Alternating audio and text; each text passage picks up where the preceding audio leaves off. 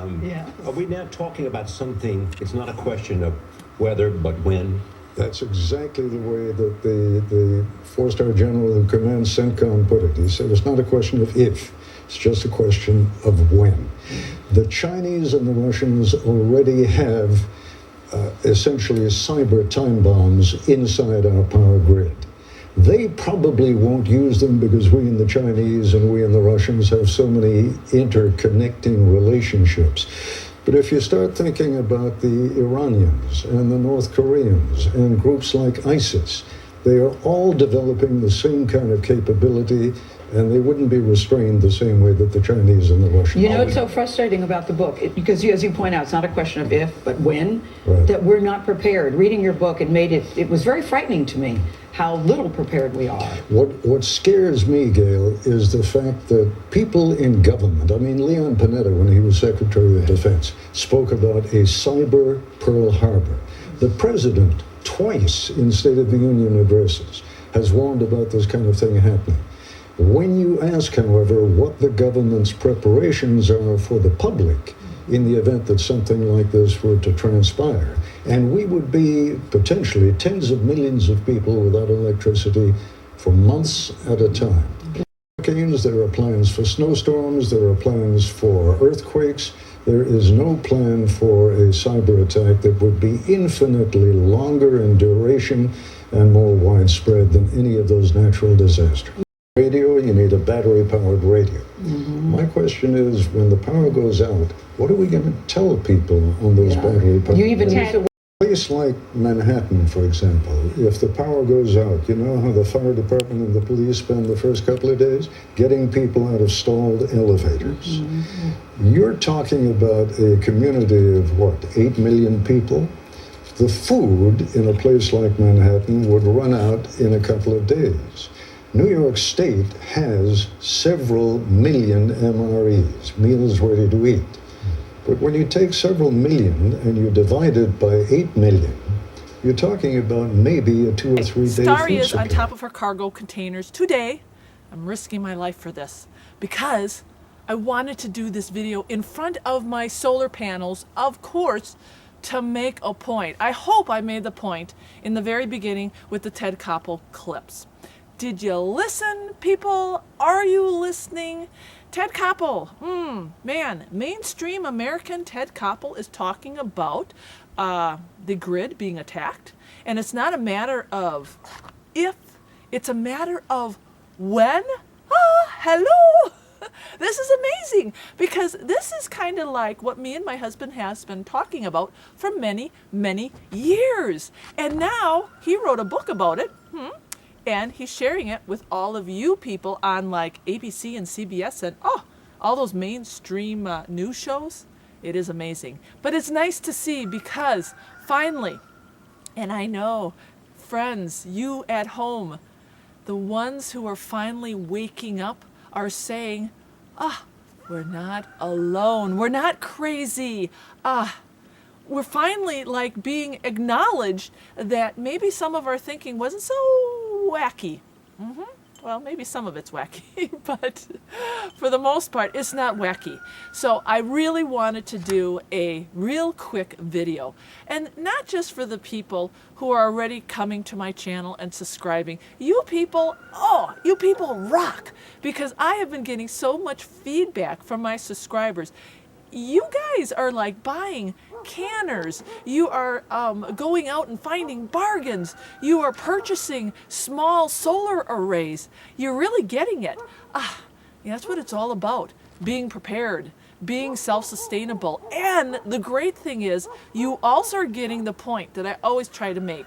You don't have to live off the grid to be prepared. You can be in an urban setting. You can be in an apartment. You can be a suburban homesteader. It's all doable. Finally, you're seeing the light that it starts off with steps, baby steps, but it is obtainable. And the one fact that we can't dismiss is when Ted Koppel is talking to people in government, and they're saying, yeah, we're prepared for the snowstorms, the hurricanes. all the natural disasters, but a cyber attack? Think about that. Our own government. You know, Ted Koppel was talking about Manhattan. Millions of people in Manhattan. What are the firefighters going to be doing when the grid goes down? They're going to be rescuing all those people in the elevators. And then after 3 to 4 days, people, they run out of food. All those MRIs will be eaten up pretty darn fast. And then where does it leave all those millions of people? Hungry, with no electricity. Imagine, no electricity for their coffee machines, their lattes. Can you imagine Mr. Hilder without coffee? That's why on our homestead we've got a barrel stove. We have a kitchen queen wood to be able to produce with your hands, to create. And that's where the gardening comes in. And that's where the harvesting of wood comes in, the foraging, the canning. It's really good to store your food. It's great to store your medical supplies, but you need to be able to being connected to the grid is not an evil thing. I can see being connected to the grid is a very convenient way to live. I mean, most of society lives that way. We're connected to the grid. You get up in the morning, you can have your latte, you can pop your food into the microwave, you can turn on the TV, you can turn on the internet, you can have hot water, and you can flush the toilet. This is comfort, and this is convenient. There's nothing evil about it. But we realized many moons ago that the convenience that we were paying for was actually a vulnerability. It was putting us at risk. It was exposing us. And that really is a different mentality and a different way to look at your lifestyle. We didn't like it. We didn't like being connected to the grid. We didn't like the utility company sending us that bill and having the smart meters and coming to our house and reading the meters. We just didn't like that, okay? But there was nothing evil about the grid. It's just that convenience. We didn't like the vulnerability of that. So that's why I posted the clips before this video of Ted Koppel even saying, friends, you have to start thinking about this very seriously. You are paying for convenience that may not be there one of these days. So if you are new and just waking up to all this, and you just found this video because of the Ted Koppel clip, hello, welcome to Starry's Off-Grid Homestead. And I will tell you, my subscribers will attest to who we are and what we are about. We do live a self-sustainable, 100% self-sustainable lifestyle. And everything that we offer is, we've been there, we've done that, we've tried it, we live it. And we offer it to you at home so you can empower yourself. Remember, even if it's baby steps, preparation, self-sustainability, they need to coexist together.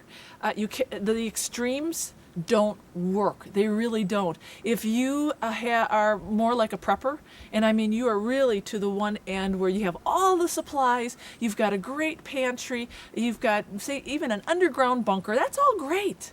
But one of these days, just like in Manhattan when the MRIs run out, the food's going to run out of that pantry. So having those skills, those life skills, those self-sustainable skills is what is going to truly prepare you to keep going. Because I think what happens is when we talk about the grid going down, we're so short-sighted. We only see right here, you know, maybe a month's supply, a 6-month supply. People, we got a long life ahead of us. I don't want to stop at 6 months or 1 year. Certainly not. So that's why we set up the self-sustainable homestead, because we saw past the horizon and we can survive. I mean, we don't even need solar panels to survive, people. We don't.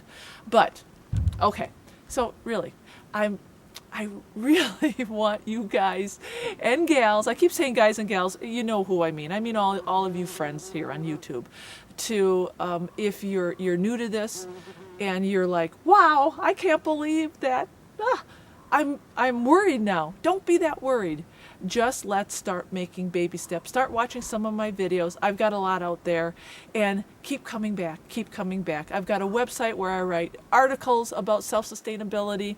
I've got a lot of things to offer you people, so keep coming back, because I'm risking my life for you. I'm on top of my cargo container, trying to tell you friends at home. Here, I'll even show you. I really am on top of my container here. Here, look. Yeah, I'm up in the air. Yeah, I'm not really that high, but okay. I'm up there. So That is my quick video for this morning. And the other thing, and I always throw this in here, being prepared is awesome. Being more self-sustainable is awesome. But remember, spiritual preparedness. You can't do anything without God. And this whole homestead is run by my Savior. It is, and I know some people don't like to hear that, but that is just the way it is. All right, my husband's coming up the driveway. We are going to be going out into the mountains and actually doing some elk hunting because we need to get some food. Until next time, God bless you guys, and thanks for coming